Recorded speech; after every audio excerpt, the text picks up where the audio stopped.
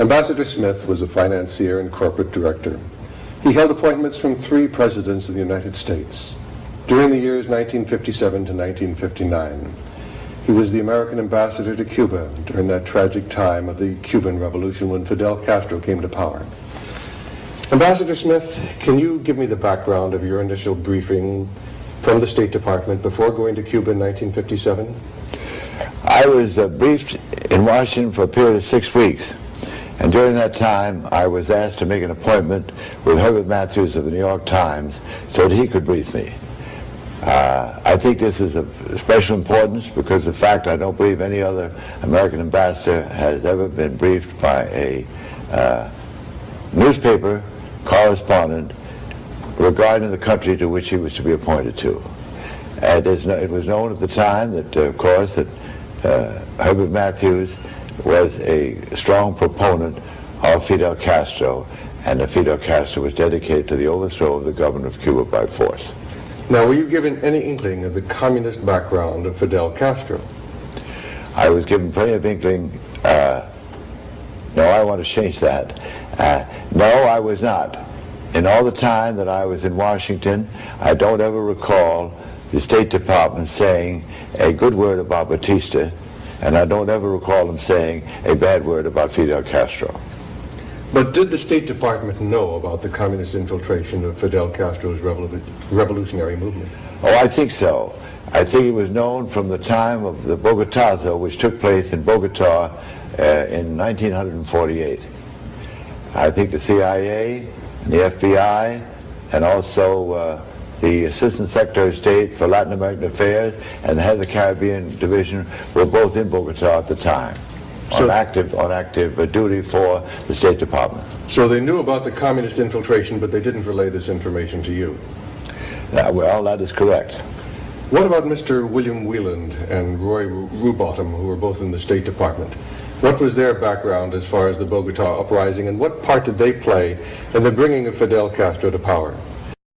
Well, as I recall, Rubottom acted as secretary for now we're going back quite a few years, but as I recall it, he was secretary of the mission that was down there and was representing the State Department at that time. This was in Bogota at the time? In Bogota at the time. It was called a Bogotazo because one of the leaders of the uprising was Fidel Castro himself. And was this a communist uprising? Yes, it was always maintained to be a communist uprising. And not a communist uprising, but an uprising which was led by the communists and instigated by the communists. Now, what part did Mr. Wieland and Mr. Rubottom play in the ultimate fall of Cuba in 1959? Well, Mr. Rubottom and Mr. Wieland were really the top men of what I call the fourth floor. And the fourth floor is a book, and I wrote a book with that name. It must be taken symbolically. It means where the Latin American officers had their desks in the State Department because they were situated on the fourth floor. And Mr. Wieland and Mr. Rubottom were the leaders of the fourth floor. They were the top men. Mr. Rubottom was Assistant Secretary of State for Latin American Affairs, and Mr. Wieland was the head of the Caribbean Division. And they influenced our actions in Cuba by their day-by-day actions. And they were instrumental in doing everything that they could to see that Fidel Castro was removed from office. That Fidel Castro was removed from office? Yeah, or not Batista? Batista was removed from office. I think we'll have to redo that one. All right. Well, did the State Department actively work to bring Fidel Castro to power? The State Department actively worked through the day-by-day actions of the men who were situated on the fourth floor. They were the people connected with the Caribbean and all of Latin America. The Secretary of State was completely preoccupied with Berlin and Tokyo and Moscow, so that he left everything to the Assistant Secretary of State for Latin American Affairs, who was Mr. Rubottom. Did Mr. Wieland and Roy Rubottom, who were from the American State Department, know about the communist influence within Fidel Castro's revolutionary movement? I don't think that Mr. Rubottom and Mr. Whelan knew that Fidel Castro was a communist, but I do think that they were familiar with the fact of his communist activities as a boy, from the fact that he was an active leader in the uprising in Bogota in April of 1948. At that time, I believe that Fidel Castro was only 22 years of age, and there's no question about that he was an unstable youth. And what happened at the Bogota uprising in 1948? Well, the Bogota uprising was a communist-inspired uprising for the overthrow of Gaitan, I think his name was, G-A-I-T-A-N. And it was a communist-inspired uprising which Fidel Castro led the youth end of it, and it is very famous in history. I see. What did the American State Department do to undermine Batista's position and aid the revolutionary movement of Fidel Castro? That was done in the day-by-day actions of those on the fourth floor, and the fourth floor must be taken symbolically. That word represents where the officers of the Latin American officers had their desks in the State Department. And in their day-by-day actions, they did everything they could, it seemed to me, to undermine Batista and to help Castro.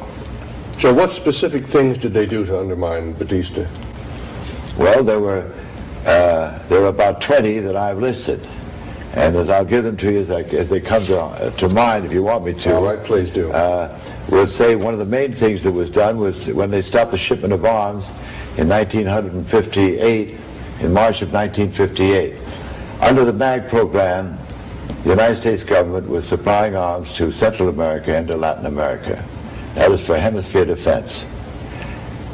There were 1,980 Garland rifles that were to be shipped, and the Fidel Castro group, the 26th of July movement in Washington, were able to persuade the State Department officials that they should cancel that shipment of arms.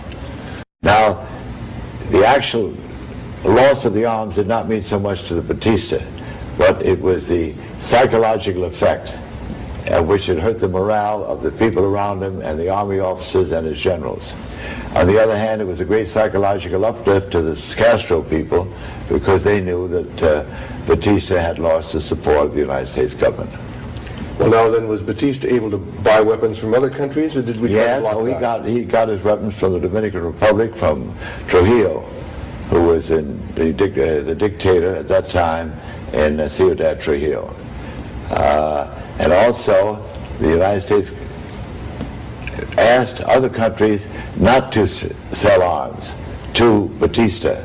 This is really intervention by innuendo.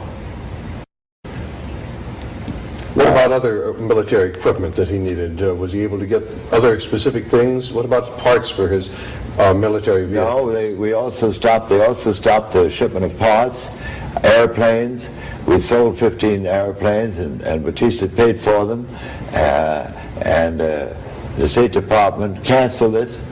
I call it reneging on a deal, and the excuse was that they could use those planes for bombing the revolutionaries, where they were just plain ordinary training planes.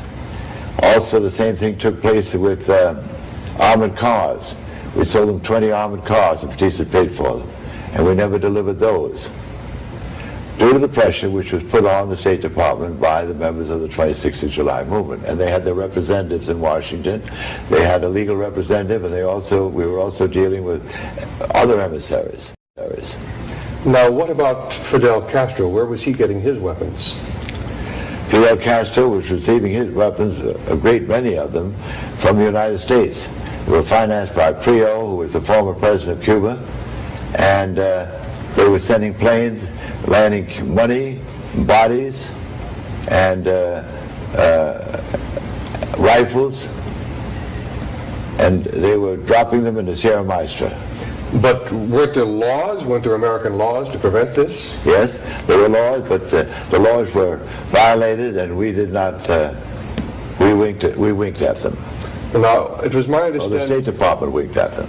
It was my understanding that President Batista asked that this be stopped, and that were certain actions taken by our government to stop the shipment of arms from America to Fidel Castro? Yes, they did take certain actions. Dr. Prio was arrested and put in jail, but he was only there for a short period of time. And he was placed in jail and arrested because he'd broken our rules, our laws about helping revolutionaries for the overthrow of the government of Cuba. And in return for which Batista promised, and he did, renewed constitutional guarantees and lifted censorship on the press. This was done 3 times while I was ambassador to Cuba. When I say 3 times, at 3 different occasions, the president of Cuba. Mr. William Wieland and Roy Rubottom were high officials in the American State Department. Did they have any knowledge of the communist influence within Fidel Castro's revolutionary movement? William Wieland was in charge of the Caribbean Division, and he served directly under Mr. Roy Rubottom, who was Assistant Secretary of State for Latin American Affairs. And they were fully informed of everything that was going on through the Latin American desk and through what I call the 4th floor, which is symbolically represents where the desk officers who represent Latin America were situated. Now, it's a fact that Mr. Rubottom was in Bogota at the time of the Bogotazo in 1948, and he served as secretary to the 9th International Conference, and he was a delegate there. And that is what but Fidel Castro was trying to overthrow. And he was about 22 years of age, and he led the communist uprising, attempting to overthrow the delegation. And that was in Bogota, Colombia? And that was in Bogota, Colombia. All right, sir. Now, do you feel that the mass media in America, the newspapers, television, radio stations, gave the American public an accurate appraisal, an accurate picture of what was actually happening in Cuba? No, I don't think they did. The bearded boys were good copy. Therefore, they seized upon the opportunity. Also, it was the overthrow of a rightist dictator, which they are also dedicated to, many of the media. And so they pictured Fidel Castro as a political Robin Hood, and actually likened him to Abraham Lincoln, many of the press, which was giving a false impression to a young revolutionary who was completely unstable, always had been. When I went to Cuba, I went down very carefully after I'd been there for a month, went through all the police records, and went very carefully into his background. And I discussed with many people over there who were not in favor of Batista and also not in favor of Castro, but they knew that Castro would be worse for Cuba than Batista. And Father Kelly, who was the head of Villanova University, told me that when Castro attended his university, he had an accident on a motorbike and was unconscious for a long time, and he doesn't believe that he ever was completely sane after that accident. And yet this was the man that our State Department seemed to want to bring to power. Yes, this is the man that our State Department did want to bring into power. Now, do you think that the New York Times was fair and impartial in its reporting of what transpired? Well, the New York Times was really responsible for bringing Herbert Matthews back to life and giving him the stature that he had. Shortly after the group of 81 men that came from Mexico and landed on the south coast of Oriente with Fidel Castro, which took place in December 1956. Fulgencio Batista released word that Fidel Castro was dead, so the people in Cuba thought he was dead. They paid no attention to him. By gunboats and by Cuban soldiers who met the expeditionary force, most of them were killed. I think there were only 12 men left with Fidel Castro at that time. Fidel Castro knew that this would have to be corrected. So he contacted the New York Times office in Havana and asked that a reporter be sent out to interview him. This would prove that he was dead, and he would also get a chance for an interview. The New York Times received a request from Ruby Hart Phillips, who was the head of the New York Times office in Havana, that they send down a correspondent. They sent down Herbert Matthews. Herbert Matthews spent, I believe, 2 days and 1 night, had his picture taken. The picture appeared on the front page of the New York Times. This all came out in February 1957, and they printed 3 front page articles. It appeared on a Saturday and a Sunday and a Monday. which likened Fidel Castro to Abraham Lincoln and spoke of him as being a political Robin Hood. Those articles gave Fidel Castro stature all over the world and made it easier for him to get money and support. And of course the rest of the press picked it up because it was good copy, as I said a few minutes ago. Well, now, were there other alternatives to Fidel Castro? In other words, were there other groups within Cuba that we could have supported and brought a democratic society to Cuba, a free democratic society? There were other people opposed to Batista, in addition to the 26th of July movement, which was led by Fidel Castro, and in addition to the Directorio Revolucionario, which was the communist group in Havana. They were what I call the legal opposition. They were lawyers, they were good business, they were businessmen, and they were the ones who thought that Batista had outserved his usefulness, but they also realized that Castro would be worse for Cuba than Batista. So they did not support Fidel Castro or the 26th of July movement. And I'm naming such people as Mario Lazo, who was the author of Dagger in the Heart. He was the outstanding lawyer of the firm of Lazo with Cubas in Havana. Guillermo Belt, who was a former ambassador to the United States from Cuba.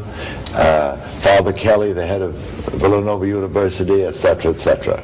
Now, were there opportunities when we might have supported these people and brought about a free and democratic Cuba? There were many times when there were viable solutions to the situation in Cuba without Batista and without Castro. The State Department never would support any of those solutions, always for the reason that they did not want to intervene in the foreign affairs of Cuba. Whereas I've shown in my book and pointed out where we intervene every day, positively and negatively and by innuendo. The viable solutions that I mentioned, when the State Department would not support any of them, it was very difficult for me to go ahead. However, the Papal Nuncio told me that he would carry the ball and would go ahead and work on these solutions. However, he would have to have our support, and without our support, he could not go on. So, in other words, the Catholic Church was prepared to go ahead. Ambassador, what were the viable solutions to Fidel Castro taking over? Well, there are a number of them, but they're based around the premise that Batista would appoint a provisional government without Castro, and that the Papal Nuncio would carry the ball. He would talk to Batista and would arrange for it, and then Batista would leave the country, and we'd have a provisional government. But this provisional government would have to be recognized by the United States and would have to receive arms so that they could carry on. Now, the United States at no time, or I would rather say the State Department at no time would do this or would follow through, because they believed that it would be intervening in the foreign affairs of Cuba, which after all by that time it was beside the point, because we've been intervening continuously, positively and negatively by innuendo. Now, if we had done this, when you set up a provisional government, then it would have been necessary for us to see that we had honest elections, and that would require landing troops or doing whatever was necessary. Otherwise, we do what we have done here in Latin America and in various places, where we get rid of a rightist dictator and we leave a vacuum for the communists to step in. Had we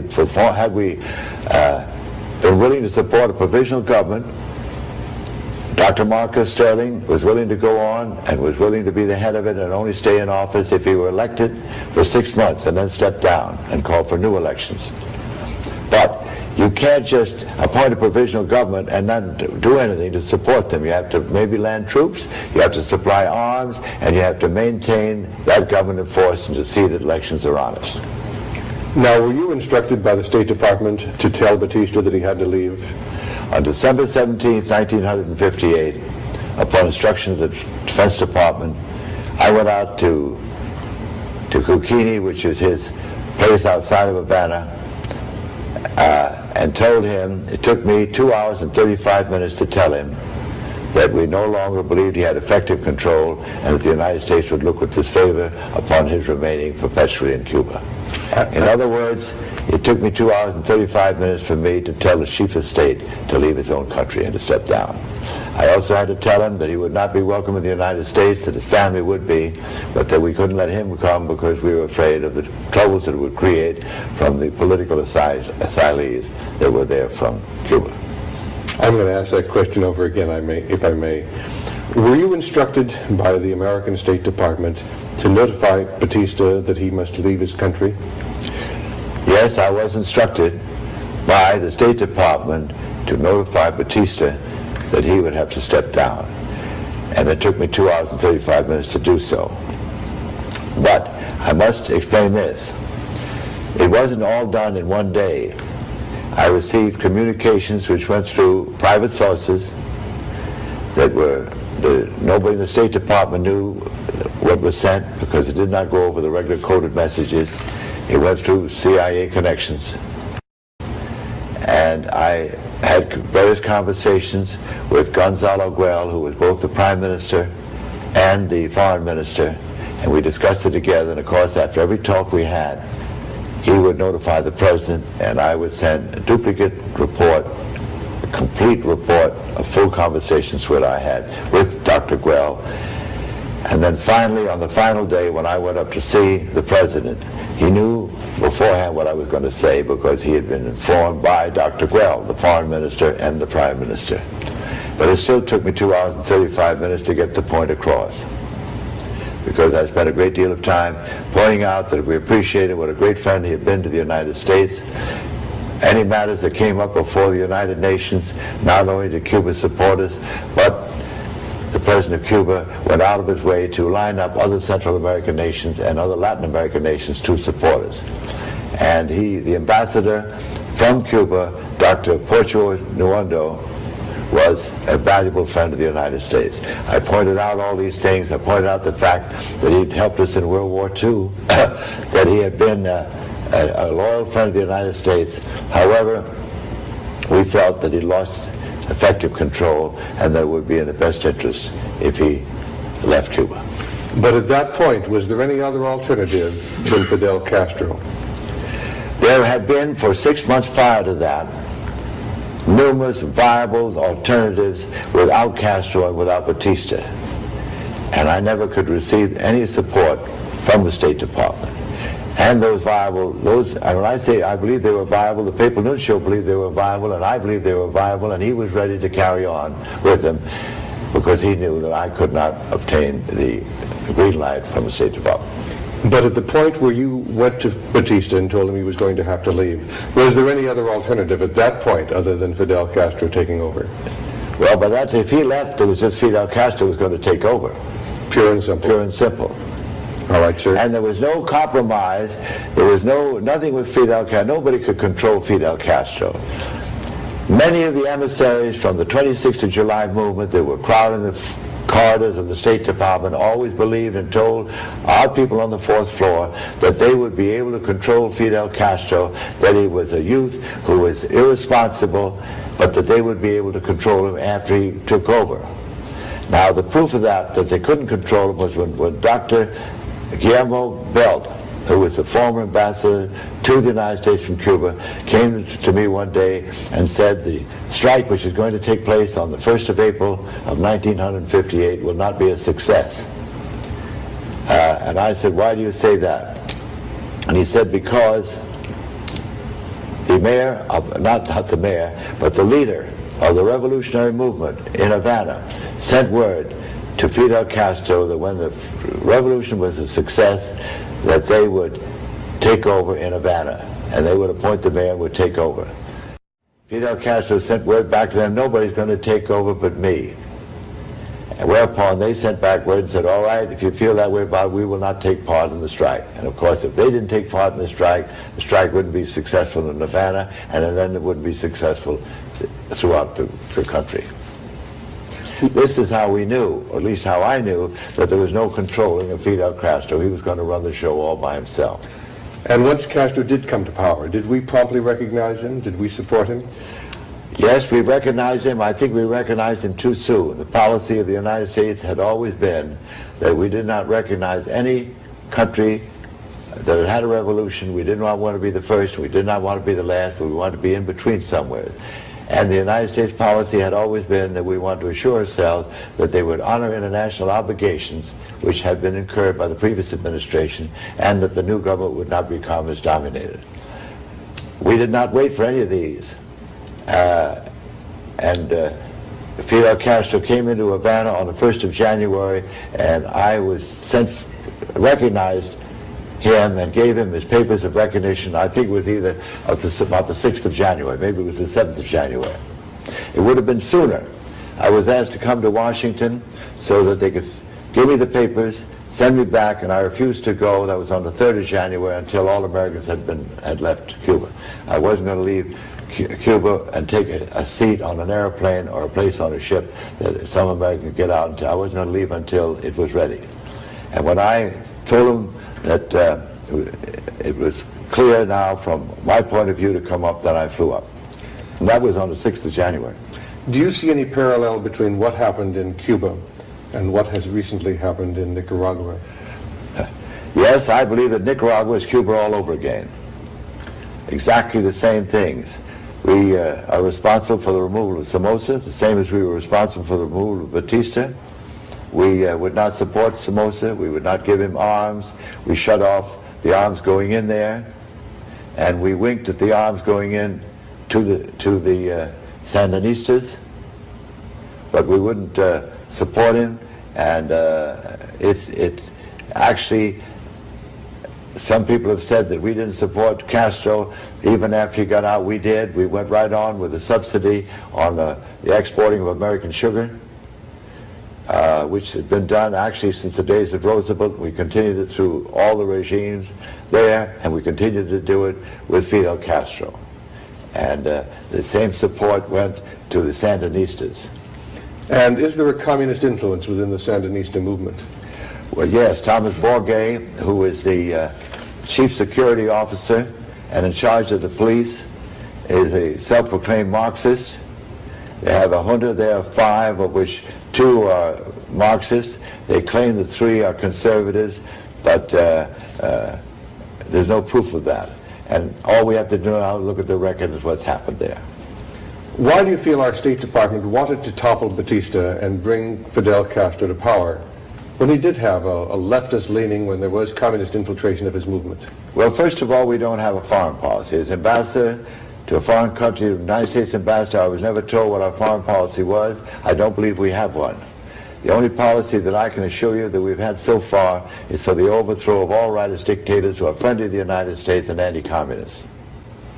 And then when we do overthrow them, we aren't prepared to go in and set up elections to see that they're honest. We step out, and that's when the communists step in. It seems that we always oppose the rightist dictators and we support the leftist dictators. Is there any reason for this? Well, the only reason I can give is that they believe a leftist dictator is more progressive.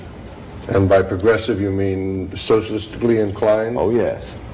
Ambassador, why is it that we always seem to be opposing rightist dictatorships, whereas we always seem to be supporting leftist dictatorships?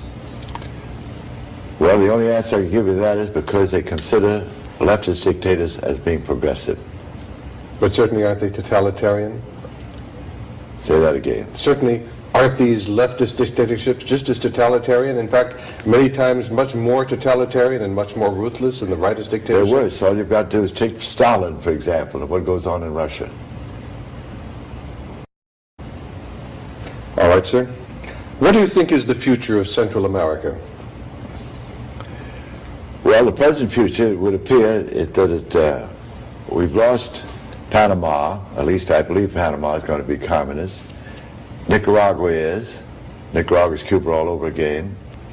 El Salvador was overthrown, and there's a military government there now, but it would appear that the communists are going to take over in El Salvador, Honduras, Guatemala, and Costa Rica. Costa Rica's already in their hands.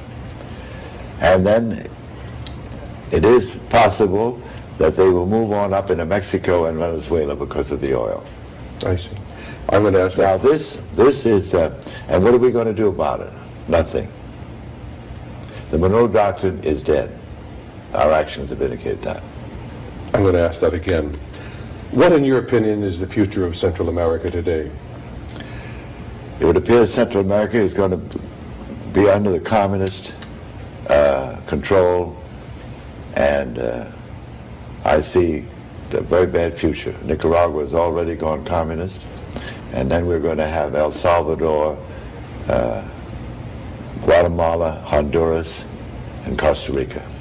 What about Panama? The same pattern is going on. Well, the Panama Canal, the American Canal in Panama was surrendered to the Panamanian government, which is under the control of Castro and the communists. What about islands in the Caribbean? The islands of the Caribbean, that's also. On the last chapter of my book, which I wrote in 1962, I said that we must be prepared to do something and stop. Otherwise, eventually we will have a red lake. The Caribbean will become a red lake. In Grenada, they moved in. In Jamaica, it's practically communist. Guyana is communist. Of course, Cuba is communist. So they're closing in on us from all sides. Not only is the Monroe Doctrine dead by our actions, but it's about time that we stood in there and reinforced it. Now, We enacted it. could Fidel Castro have taken power in Cuba without the active support of the American State Department? No, Fidel Castro, of course, could not have taken over in Cuba without the support of the fourth floor. What, in your opinion, is the future of America if we continue following the same foreign and domestic policies that we've followed for the May I past go back 20 and years? add one thing, without the support of the fourth floor and the press in the United States?